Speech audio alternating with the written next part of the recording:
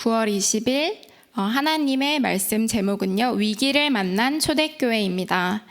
오늘 말씀 본문은 사도행전 12장 5절부터 함께 보겠습니다. 사도행전 12장 5절부터 25절입니다. 사도행전 12장 5절부터 25절입니다. 이에 베드로는 옥에 갇혔고 교회는 그를 위하여 간절히 하나님께 기도하더라. 헤롯이 잡아내려고 하는 그 전날 밤에 베드로가 두 군인 틈에서 두 쇠사슬에 매여 누워 자는데 파수꾼들이 문 밖에서 옥을 지키더니 호련히 주의 사자가 나타나매 옥중에 광채가 빛나며 또 베드로의 옆구리를 쳐 깨워 이르되 급히 일어나라 하니 쇠사슬이 그 손에서 벗어지더라.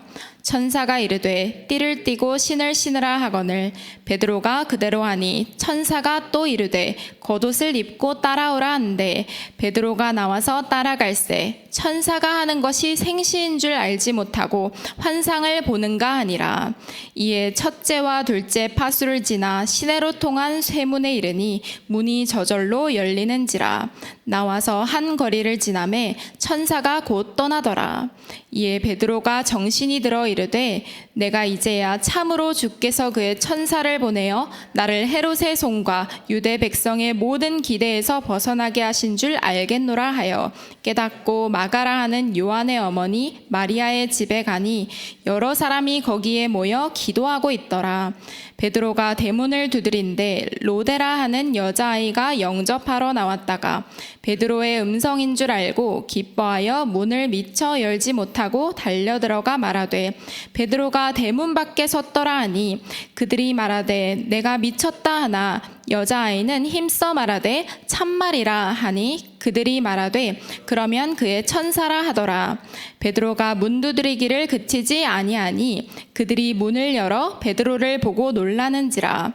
베드로가 그들에게 손짓하여 조용하게 하고 주께서 자기를 이끌어 옥에서 나오게 하던 일을 말하고 또 야고보와 형제들에게 이 말을 전하라 하고 떠나 다른 곳으로 가니라.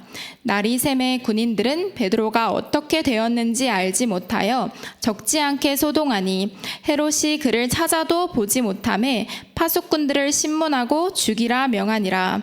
헤롯이 유대를 떠나 가이사랴로 내려가서 머무니라.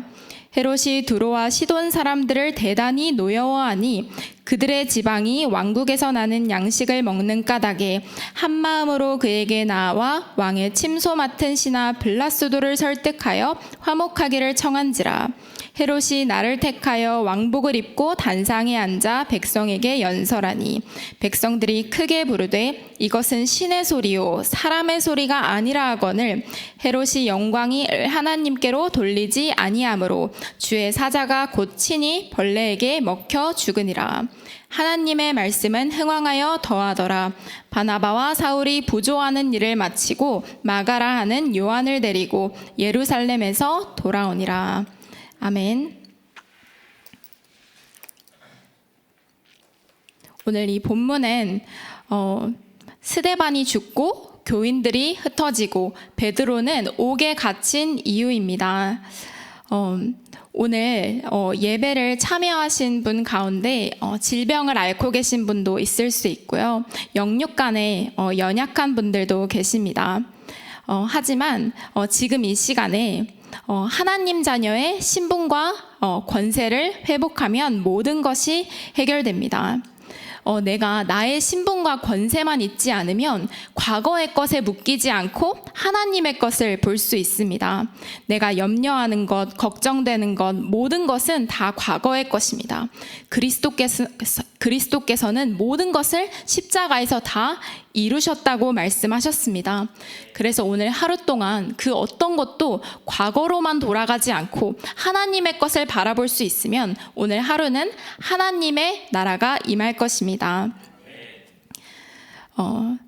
본문입니다. 본문에서 스데반은 죽고 교인들은 흩어지고 야고보는 칼로 죽임을 당하고 베드로는 투옥되었습니다. 대부분 사람은 위기를 만나면 사람의 방법, 옛체질, 율법, 상처로 돌아갑니다. 그러나 하나님께로 돌아가 기도를 시작하면 정확한 답과 미래를 보게 됩니다. 네, 우리가 살면서 위기를 많이 만나게 되는데요. 위기가 온 첫 번째 이유는 나의 잘못으로 오게 됩니다. 나의 잘못으로 오는 위기는요, 즉시 하나님께로 돌아가서 그리스도 언약을 붙잡기만 하면 됩니다. 탕자처럼 하나님께로 돌아가면 종이 아니라 즉시 하나님 자녀의 신분이 회복됩니다. 그래서 우리는 사람을 용서할 능력이 없어요. 많은 사람은 사람을 용서할 능력이 없지만 우리는 위에서부터 위로를 받아서 사람들을 살리기 위해서 오늘도 현장으로 파송받습니다. 두 번째 위기가 온 이유는요, 모순된 세상 때문입니다. 유대인들은 그리스도를 믿고 누리고 전하는 초대교회 사람들을 핍박했어요. 하지만 우리가 복음을 전하다 보면 현장에서 작고 큰 핍박도 만날 수도 있는데요. 전혀 걱정할 일이 없고 오직 기도만 하면 되는 이유는 하나님의 아들이 이 땅에 오신 것은 마귀의 일을 멸하려 하심이라 말씀하셨습니다. 그래서 우리는 언약을 붙잡고 기도만 하면 모든 것이 해결되는 것입니다. 네, 잘못을 했어도 하나님께로 돌아오면 하나님이 신분을 회복하십니다. 모순된 세상으로 인해 위기가 올 때도 있습니다. 그러나 악인의 성공과 의인의 고난은 모두 잠시입니다. 하박국은요, 하나님께 질문을 했어요. 왜 악인을 그냥 두십니까? 왜 의인이 고난을 받습니까? 질문했더니 하나님께서는 너는 이 묵시를 기록하여 판에 명백히 새기되 달려가면서도 읽을 수 있게 하라 말씀하셨습니다. 이것이 하나님의 대답이었습니다. 하나님의 말씀은 영원하고 하나님께서 달려가면서도 볼 수 있게 돌에다 새기라고 했습니다. 무엇이 정말 중요합니까? 우리는 사람의 말들과 여론을 따라가는 것이 아니라 하나님의 말씀을 붙잡고 하나님의 언약을 믿는 믿음으로 살아가는 것입니다. 사단이 복음을 방해하려고 전략을 쓰고 있지만 하나님의 아들이 계시기에 괜찮습니다. 위기는 하나님 없는 자에게는 개인 종말이지만 언약이 있는 자에게는 전환점입니다. 우리가 위기를 만나게 되는데요. 이때 하나님 자녀는 위기를 피하려고 해도 그 위기가 피해지지 않습니다. 왜냐하면 나는 하나님의 사람이기 때문에 하나님께서는 축복으로 주신 위기를 절대로 비껴나갈 수 없게 하십니다. 그리고 이 세상 불신자들은요, 위기를 만나면 다 넘어지게 됩니다. 하지만 우리는 위기를 만났을 때 하나님의 계획을 질문하면 반드시 그 속에 영원한 하나님의 축복의 기회가 숨어 있고 전환점이 숨어 있습니다. 그 축복을 발견하면 됩니다. 렘넌트 7명에게 위기는 정복의 기회였고 초대교회에는 하나님의 참된 능력을 볼 기회였습니다. 위기 때 초대교회에 전 교인이 모여서 기도를 시작했습니다. 이때 어떤 일이 벌어졌을까요? 첫 번째, 천지개벽의 역사가 일어납니다. 오늘 읽었던 본문에 주의 사자가, 주의 천사가 이 말씀이 5번이나 나옵니다. 이때 초대교회 성도들이 베드로가 투옥됐을 때 함께 모여서 다른 것을 한 게 아니라 기도를 했습니다. 그때 하나님께서 베드로의 옥문을 여셨고 헤롯 왕을 불러가셨습니다. 하나님께서 악한 자는 마귀를 통해서 불러가신 것입니다. 하나님의 자녀는 보좌의 축복과 천국 보좌의 배경이 나의 것임을 믿어야 합니다. 하나님이 주의 사자를 보내사 감옥에 있던 베드로를 나오게 하시고 헤롯 왕을 불러가셨습니다. 기도하는 시간에 하나님은 주의 사자와 천사를 파송하셔서 역사하십니다. 그래서 확실한 미래가 보일 때까지 낙심하지 말고 기도하시면 됩니다. 세계복음화는 되어집니다. 가장 빠른 방법은요, 인본주의를 사용하지 않고 기도 속에서 모든 것을 해결하는 것입니다. 모든 것의 처음과 끝은 기도입니다. 내가 사업을 하더라도, 내가 학업을 하더라도, 내가 심지어 양육을 하고, 심지어 사역을 하고, 자녀를 키우는 데 있어서도 기도로 모든 것을 시작하고 끝을 내야 합니다. 그게 바로 하나님 자녀의 삶입니다. 인본주의는 쓸수록 많은 손해를 가져다 줍니다. 그리고 한번 잘못한 것은 나중에 반드시 그 결과가 돌아오게 됩니다. 하지만 내가 실수를 했더라도 즉시 하나님께 돌아오기만 한다면 하나님은 신분을 회복시켜 주시고, 내가 예수 그리스도 이름을 부르면 여전히 사단은 즉시 무너지고 하나님 나라가 임하게 됩니다. 네, 두 번째, 약속의 성취입니다. 예수께서 하신 약속이 성취되어 남은 자, 순례자, 정복자들이 일어났습니다. 예수님께서 하늘로 승천하시기 전에 말씀하셨어요. 너희는 모든 족속에게 가서 이 복음을 전하라. 마가복음 16장 15절에 너희는 온 천하에 다니며 만민에게 복음을 전파하라. 너희가 뱀을 집어 올리며 무슨 독을 마실지라도 해를 받지 아니하며 병든 사람에게 손을 얹은즉 나으리라 하시더라. 하나님께서 이렇게 말씀하셨는데요. 하나님께서 허락하지 않은 위기와 질병은 절대로 오지 않습니다. 하나님께서는 나의 모든 문제 속에서 그리스도 언약으로 돌아가서 정말 내가 그리스도 언약을 통해서 나의 모든 저주가 십자가에서 완전히 끝났구나. 나는 과거에서 완전히 해방받은 자이구나. 하나님 자녀로서의 신분과 권세를 회복했음에 대한 감사를 회복하기를 하나님께서는 그 무엇보다 원하십니다. 나는요, 그리스도 언약을 붙잡은 남은 자입니다. 그리고 순례자입니다. 순례자는 길을 가는 자인데요. 우리가 언약의 여정을 걷다 보면 진흙탕을 만나기도 하고 험난한 산길을 만나기도 하는데, 우리는 그래도 언약을 붙잡고 하나님의 계획을 질문하면서 우리는 길을 가는 것입니다. 그리고 나는 정복자인데요. 우리의 대적은 마귀임을 절대로 잊지 말아야 됩니다. 우리가 현장에 나아가다 보면 이해되지 않은 사람들을 많이 만날 수가 있습니다. 그때 내가 나의 기준을 가지고 정죄를 하게 되면 나도 모르게 내 영안이 어두워지고 육신적인 눈이 밝아지게 됩니다.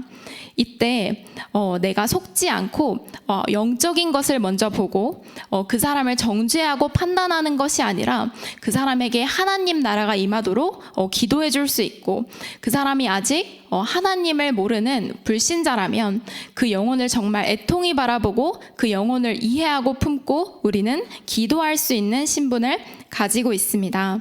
그래서 오늘 여러분들이 나아갈 현장에 하나님의 나라가 임하고 모든 영혼들에게 보좌의 축복이 임하기를 기도합니다. 네. 그래서 위기를 자세히 정확하게 보면 내게 필요한 것과 하나님의 미래가 보입니다. 하나님의 미래는 세계복음화입니다. 너희들이 가는 곳마다 하나님의 나라가 임한다고, 하나님께서는 보좌의 축복으로 함께 하시겠다고, 땅끝까지 증인이 되게 하겠다고 하나님께서는 약속하셨습니다. 나는 전혀 어떤 것을 위해서 계산할 필요가 없습니다. 내가 어떤 선택의 갈림길에 놓였다면 기도 속에서 선택을 하면 되는 것입니다. 계산하고 인본주의를 통해서 어떤 것을 선택하는 것은 하나님 자녀의 것이 아니라 이전의 나의 것입니다. 하지만 하나님 자녀의 것은 보좌의 축복이고 너로 인해 열방이 산다고 하셨고 네 씨로 말미암아 천하 만민이 복을 받으리라 말씀하셨습니다. 나의 참된 미래는 세계복음화입니다. 그래서 미래를 살리는 일이 내게 벌어지게 됩니다. 이스라엘과 마게도냐, 로마의 재앙을 막았습니다. 우리가 진짜 해야 될 세계복음화가 아직 남아 있습니다. 렘넌트 7명처럼 답이 보일 때까지 집중해야 합니다. 우리의 목표가 24시인데 24시가 잘 안 되어질 때가 더 많습니다. 그래서 우리가 3집중에 도전하는 것입니다.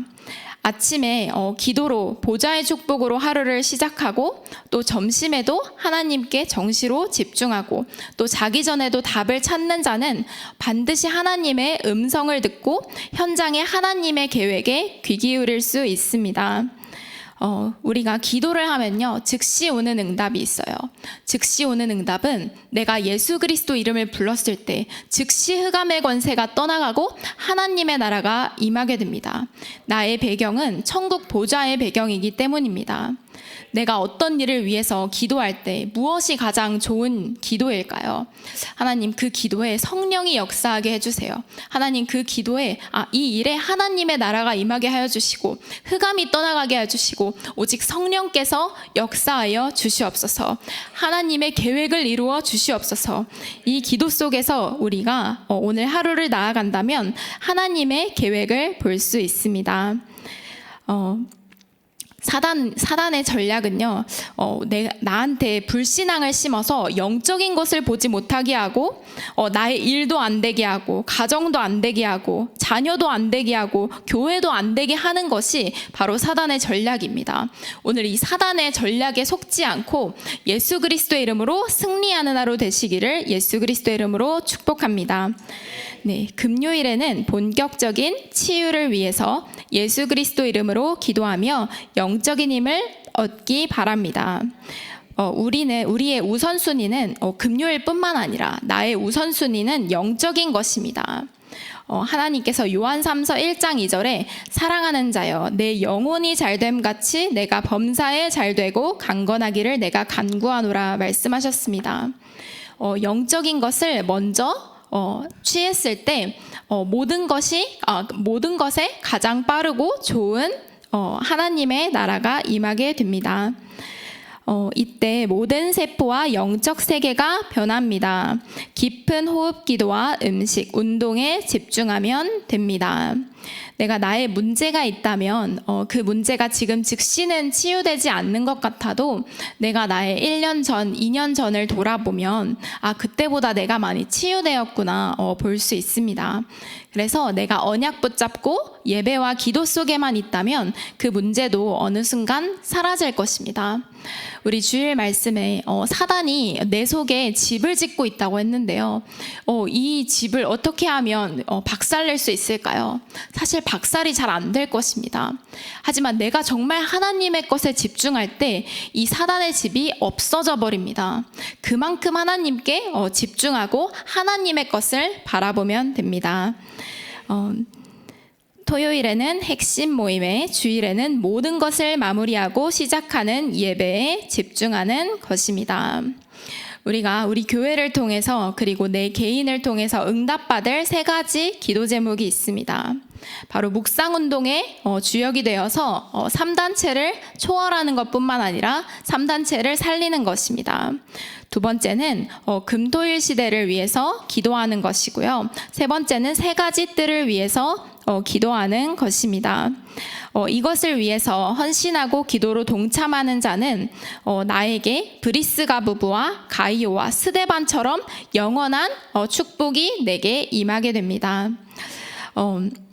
하나님께서 주일날 노예에서 자녀로 신분을 회복하셨다고 했습니다. 나는 더 이상 과거의 것에 매여 있는 내 상처에 매여 있는 노예가 아닙니다. 이미 그리스도께서 십자가에서 모든 것을 끝내셨고 죄와 저주와 사단의 권세에서 나를 영원히 회복하셨습니다. 이 신분과 권세를 진짜 누리면 창세기 3장을 통해서 왔던 모든 저주가 없어져 버립니다. 그래서 우리는 오늘 그리스도 언약으로 충만하기만 하면 되는 것입니다. 이 언약을 통해서 감사를 회복하고 이 언약이 없는 현장에 이 그리스도 언약이 임하길 기도할 수 있는 성령 충만을 누리기만 하면 우리는 다 되어진 것입니다. 네, 우리 언약기도 함께 보겠습니다. 하나님께 감사를 드립니다. 속는 자 되지 않고 살리는 자 되게 하여 주시옵소서. 사람 소리에 무너지지 않고 하나님의 말씀을 듣는 언약 붙잡는 자들이 일어나게 하여 주시옵소서. 영적으로 죽어가는 자들 살리는 증인이 되게 하여 주시옵소서. 주 예수 그리스도의 이름으로 기도합니다. 아멘.